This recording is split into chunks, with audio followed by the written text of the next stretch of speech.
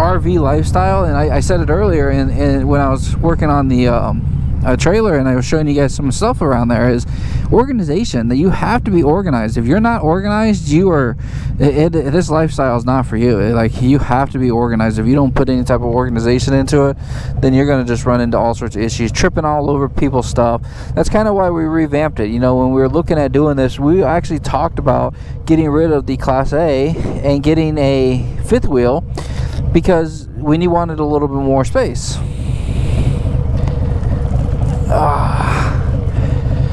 Oh man, I think that speaker moved. Anyway, so yeah, we wanted to get a fifth wheel just because it was a little bit more space, and we felt like that would be better for us. But the more we thought about it, you know, we don't have debt on our RV. We paid that off. We sold our house. We used that to buy this.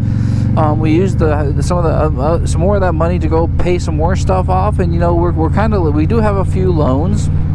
But for the most part, we are working towards becoming debt free. You know, every week that we go to work, every week we put some money away.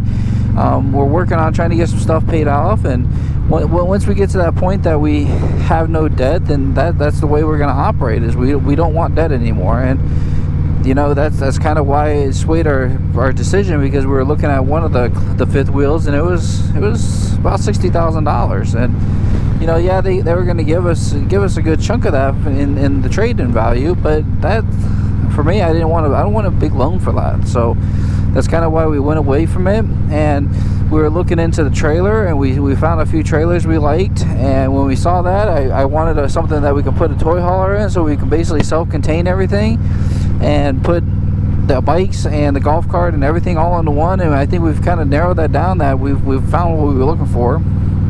So now if we travel somewhere, we can pretty much take everything with us, minus our cars, and we can leave our cars at the RV site. We got a good relationship with the owners there, and we talk to them all the time and whatnot. So yeah, I think 2024 is definitely going to be a good year. Plus, there's a lot of good people at the park. They can watch our vehicles, make sure nobody gets into them, nobody's doing stuff they're not supposed to with them, and you know, it's always good to have those type of neighbors around and kind of friends around. So hotels out there, and that's pretty much all the golf out there, and that's going to be right on the shoreline. And so we're heading out there now. Oh, my ear feels like it's like pinching against the speaker for this. This is the first time I'm riding with this whole setup, so it's like I had it on when I was in our RV and I was testing everything out. Everything felt fine, but the more I ride with it, it's like, oh, I don't know if it's pushing on my ear or my ear's bent up or something. It's like I gotta kind of maybe try to stick my finger up there and try to readjust it or something. During the summertime, this road here will get super busy with all the people going down to the beach. Right along with, there's another one, Foley Beach Parkway, or Foley Express Parkway for the beach. That one gets super busy as well too. So you guys are down in the southern Alabama area, just remember, you guys, there's some of this traffic. You guys take a little extra time for that. Nice thing about riding in this time is less traffic. I know it seems like it's super busy, but this is actually tame compared to most days. Totally could just zip right through that real quick. Probably get in trouble though. Now this is just going to be raw footage. I am going to cut out some of the silence throughout this ride, but for the most part, it's going to be just raw. Like, I'm just going to talk about stuff, and we're just going to be real. Like, no reason not to kind of be honest about stuff and go over some stuff. You know, if you guys have questions, put that stuff down in the description. I'll talk about it. We'll kind of go over some stuff as far as motovlogging and all that kind of stuff. I'm still new at it. Everybody that does this has to start somewhere, and they have to go learn from somewhere, and they have to go do different things. So like I was telling you guys earlier about the scenic unit. The scenic unit, that is a misdeceiving as far as linking it up and doing motovlogging. You really can't do that. For the most part, if you wanted to do it with a whole bunch of intercom people and go do that, that's fine. That's gonna work for you guys. But for me, being a solo rider most of the time, now I do ride with my wife and we can use it, and I guess I could have turned it on and put it in place for it, but I didn't see value in that. We're taking 2 units, one of them going dead, and then all of a sudden it stops working, and it didn't work for what I was looking for. So that's kind of why I tied it into this here, where I got the mic in here, and I'm hoping the audio comes out. Like I said, you know, it's a first time thing, and as I go along with this, I'm going to dial it in, and we're going to see what we can do to make this a little bit better vlog, so that you guys can kind of come along with me on my rides, see where we go. You know, I'm not a coffee drinker, so I know a lot of people, they do the bikes and coffee thing, where they want to see all the cool coffee things that people go to in the different areas, which I guess we can stop by and we can check some of them out. I won't be buying any coffee, so I won't be able to really give you any value and reviews on that, but for the most part, I do like other things that we can go check out, like some food in the area. You know, Gulf Shores and Orange Beach have some really good restaurants that we can go hit up and go check out and whatnot. So yeah, I think this is definitely going to be something really cool to really kind of start working towards, to kind of get you guys some more information. Looks like a marathon's going on. That's cool. I'm not a runner. I did that many years. My knees are shot. There's no way you'd catch me out there running. I'd be in bad shape.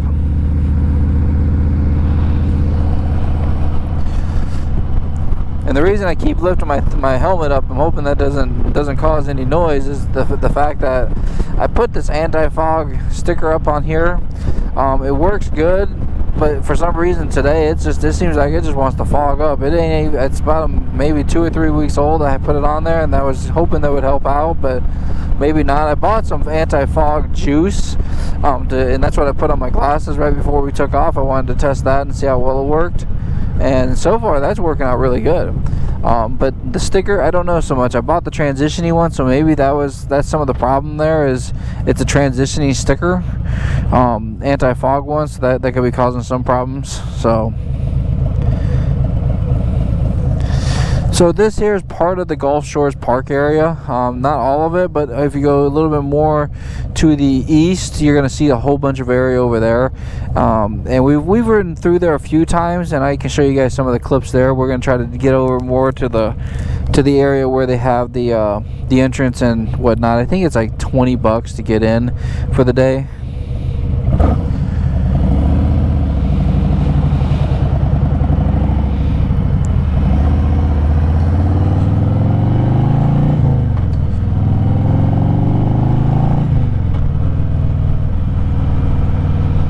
It's always funny when you see cops around.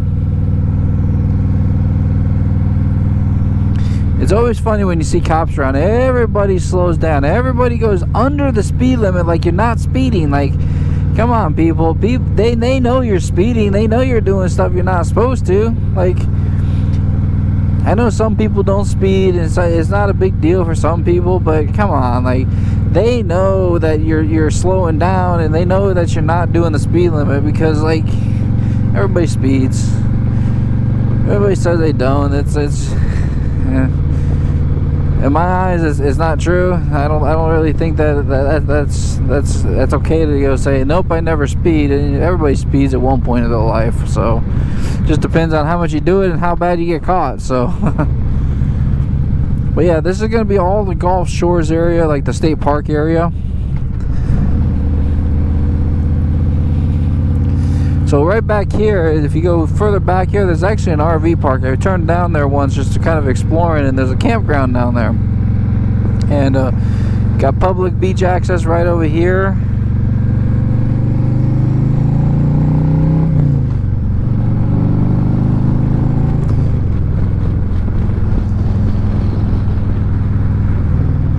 Get around this guy. This guy keeps going up and down, just slowing down, slowing down, slowing down, speeding back up, slowing down, slowing down, slowing down, speeding back up. Okay, let's go.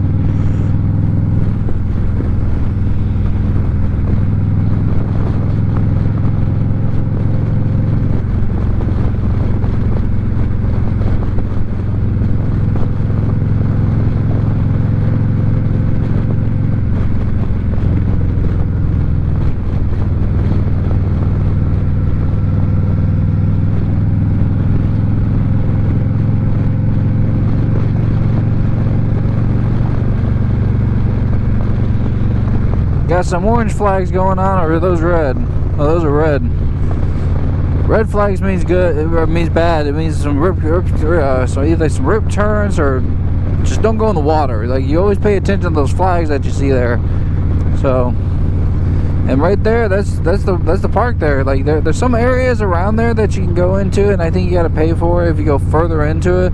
But that's pretty much the Gulf Shores State Park area, which is a massive area. It's pretty cool. They got all sorts of really cool stuff, preserves. Now this is going to be the Orange Beach area, so this is kind of where it transitions from Gulf Shores over to Orange Beach. And Orange Beach is a pretty popular tourist attraction. They got all sorts of stuff you can do. They got this. You can rent the jet skis. You can do all sorts of different things. Rent boats. They got all sorts of like seafoods. Like they got the steamed shrimp and some also. And all this stuff is going to be really good, fresh seafood. I don't eat seafood. I know I moved to the wrong area for that, but I don't eat it. So I won't be able to give you guys too much review on that. But there is all sorts of areas around here, and it's all going to be fresh. Most everybody gets it right outside the Gulf there.